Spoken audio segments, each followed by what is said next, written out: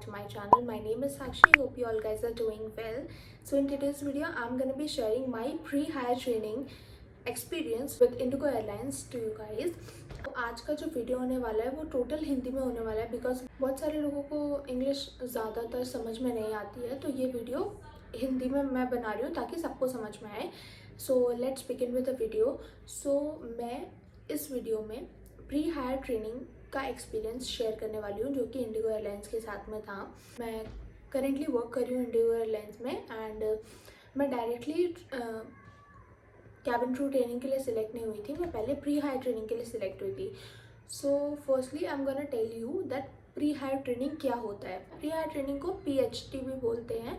बहुत सारे लोग जो लोग कम्युनिकेशन राउंड में सिलेक्ट नहीं हो पाते हैं फर्दर, बट इंटरव्यूअर को ऐसा लगता है कि ये कैंडिडेट एलिजिबल है, मतलब बहुत अच्छा कर सकता है, अगर थोड़ा सा इम्प्रूवमेंट का ज़रूरत है तो वो कम्युनिकेशन राउंड के बाद उन कैंडिडेट्स को PHT में डालते हैं. PHT is pre higher training.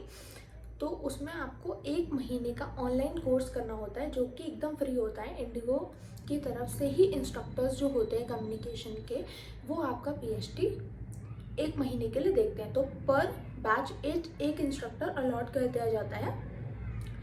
आपको रोज़ इतने से इतने बजे तक 8 to 4 का टाइमिंग होता है मॉर्निंग में, तो आपको वर्चुअल सेशन ज्वाइन करना रहता है. एक PHT बैच में 25 to 30 मेंबर्स होते हैं एंड देन उसमें आपको अपना इंट्रोडक्शन करना है एंड पूरा इंग्लिश में बात करना है because it is basically for your communication in English. So इसलिए आपको PHT में डाला जाता है कि आपका प्रॉपर कम्युनिकेशन बने, डेवलप हो, आप कॉन्फिडेंटली बोलो. बिकॉज बहुत सारे लोगों का इंग्लिश सही होता है बट उनमें कॉन्फिडेंस नहीं होता है. तो PHT से कॉन्फिडेंस भी इम्प्रूव होता है बिकॉज अगर आप रोज़ बहुत सारे लोगों से मिल रहे हो, उनसे बात कर रहे हो, अपने व्यू पॉइंट्स इंग्लिश में शेयर कर रहे हो, उनके सुन रहे हो, तो आपकी भी इंग्लिश इम्प्रूव होती है. तो इसलिए वो लोग प्री हायर ट्रेनिंग कराते हैं. It's just for communication and your confidence, nothing else. तो कम्युनिकेशन राउंड के बाद ही वो लोग डिसाइड करते हैं कि आपको PHT में डालना है या डायरेक्ट सिलेक्ट करना है या फिर रिजेक्ट करना है. तो जब मैंने इंटरव्यू दिया था तो 3 ग्रुप्स बने थे, rejected, selected and pre higher training. So I was in pre higher training, I was selected in pre higher training.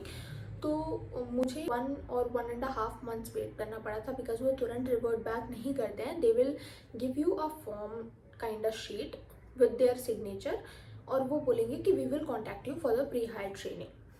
So बहुत सारे लोग, मैं जब प्री हायर ट्रेनिंग में सिलेक्ट हुई थी तो मैंने बहुत रिसर्च किया इसके बारे में, बट किसी ने भी मुझे इतना प्रॉपर इन्फॉर्मेशन नहीं दे पाया इस चीज़ के ऊपर. तो मैं बहुत सारे लोगों की कमेंट सेक्शन में जाके पढ़ती थी तो सब लोग बोलते थे कि मुझे अभी तक मेल नहीं आया, 2 महीने हो गए हैं, मुझे अभी तक कोई रिवर्ट बैक नहीं आया, मुझे कोई कॉल नहीं आई. आप टेंशन मत लो, अगर आप प्री हायर ट्रेनिंग के लिए सिलेक्ट हुए हो तो दे विल कॉल यू. ऐसा हो ही नहीं सकता कि वो कॉल ना करें. आपको कॉल आएगा, आपको बताया जाएगा कि इस डेट से आपका ये बैच है, चालू है और इस डेट तक चलेगा. उसके बाद आप सिलेक्ट होते हो तो आप दिल्ली जाओगे आगे की फर्दर कैबिन क्रू ट्रेनिंग के लिए. अगर आप उसमें रिजेक्ट हो जाते हो तो आप नहीं, मतलब फिर आपको इंडिगो से कोई मतलब नहीं है, they will reject you. So PHT में 2 एग्ज़ाम्स होते हैं, mid interview and final interview. Mid interview 15th day पे होता है. कोई दूसरा इंस्ट्रक्टर या इंटरव्यूअर आता है जो कि आपसे इंग्लिश में कम्युनिकेट करता है. मिड रिव्यू में आप पास हो या फेल हो, इट डजेंट मैटर, कोई फ़र्क नहीं पड़ता है. बट जो फाइनल रिव्यू होता है उसमें आपको पास होना ही होना है, वरना दे विल रिजेक्ट यू और वो आपको आगे फर्दर ट्रेनिंग के लिए नहीं बुलाएंगे. आपको दोबारा से स्टार्टिंग से स्टार्ट करना पड़ेगा, इंटरव्यू दो फिर सिलेक्ट हो. तो वो कॉल करेंगे आपको और वो बोलेंगे कि आपका बैच इस डेट से स्टार्ट है और आप ज्वाइन कर लेना. फिर वो आपको वो मेल भी भेजेंगे और वो आपको एक्नॉलेज करना है. देन वो आपको एक ग्रुप में ऐड करेंगे.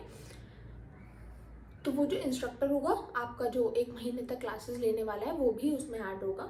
तो दे विल गाइड यू कि आप कितना टाइमिंग है, क्या पहन के आना है, सब कुछ वो बता देते हैं. तो इसमें आपको बहुत सारा होमवर्क मिलता है, बहुत सारा क्लास वर्क मिलता है. माइक्रोसॉफ्ट टीम्स पे होता है ये. तो वो लोग आपको ग्रुप्स में डिवाइड कर देते हैं. जैसे 25 लोग हैं तो उनको 5 के 5 ग्रुप बना के डिवाइड कर देंगे. आप पाँचों को एक दूसरे से इंग्लिश में बात करनी है, अपना पर्सनल एक्सपीरियंस शेयर करना है. कोई भी टॉपिक दे देंगे, उस पर आपको बात करनी है. होमवर्क देते हैं बहुत सारा एंड बेसिक से सिखाते हैं, जैसे कि नाउन, प्रोनाउन, एडजेक्टिव, वर्ब, सब कुछ सिखाते हैं। They will teach you everything. तो मेरा पीएचडी में सिलेक्शन हुआ था just because I was not confident. मैं शिवर करती थी इंटरव्यू देते टाइम। मेरा पॉस्चर ऐसे हो जाता था जब मैं डरती थी। उस टाइम मैं बैचलर्स ऑफ कॉमर्स कर रही थी, तो मेरे एग्ज़ाम का स्केड्यूल आ गया था।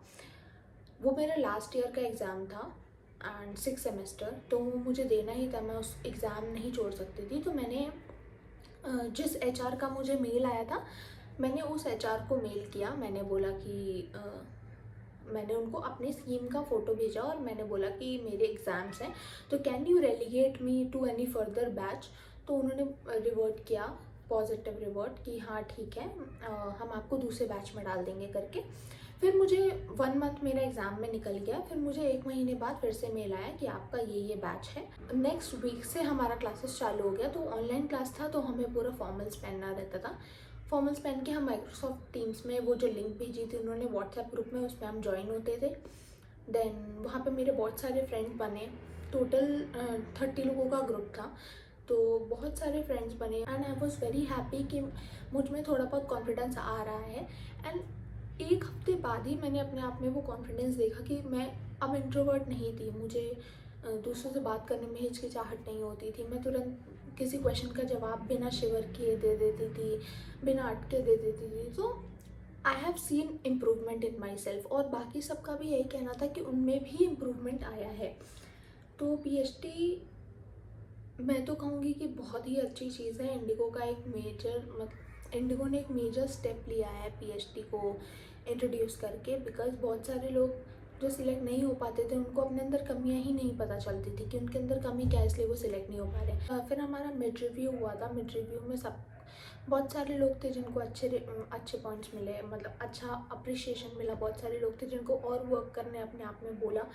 तो फाइनल रिव्यू में भी वी वर सिलेक्टेड एंड 5-6 लोग थे जो सिलेक्ट नहीं हुए थे, बाकी सारे के सारे सिलेक्ट हो गए थे। तो पीएचडी में ऐसा होता है कि हाँ 98-97% चांस होता है आपका सिलेक्ट होने का, अगर आप अच्छा करते हो तो। बिकॉज 1 महीना आपके ऊपर किसी ने मेहनत करी है, वो इंस्ट्रक्टर्स बहुत मेहनत करते हैं आपके ऊपर, आप अपने ऊपर बहुत मेहनत करते हो, तो आप पास हो ही जाते हो। मतलब वो ऐसा कुछ रॉकेट साइंस नहीं पूछते, वो बस नॉर्मल आपसे कॉन्वर्जेशन करने आते हैं, या तो एक टॉपिक दे देंगे आपको ईजी सा जिसके ऊपर आप बोल सकते हो बहुत ईजिली। तो you will surely get selected if you are in PhD. देन हम जब पीएचडी के लिए सिलेक्ट हुए, हमारा फाइनल रिव्यू हुआ, उसके बाद ही हमारी एचआर मीटिंग हुई कि हमारा बैच जो है वो 1 हफ्ते बाद से गुड़गांव में स्टार्ट होने वाला है, आई फ्लाई में। 1 हफ्ते बाद हम लोग कैबिनेट ट्रेनिंग के लिए गुड़गांव चले गए। So that was my PhD experience. अगर आपको कोई भी और इश्यूज़ हैं पीएचडी को लेके, कोई भी और क्वेश्चंस हैं पीएचडी को लेके, तो आप मुझसे पूछ सकते हैं कमेंट सेक्शन में। I will be more than happy to answer them. Thank you so much for watching. Bye bye.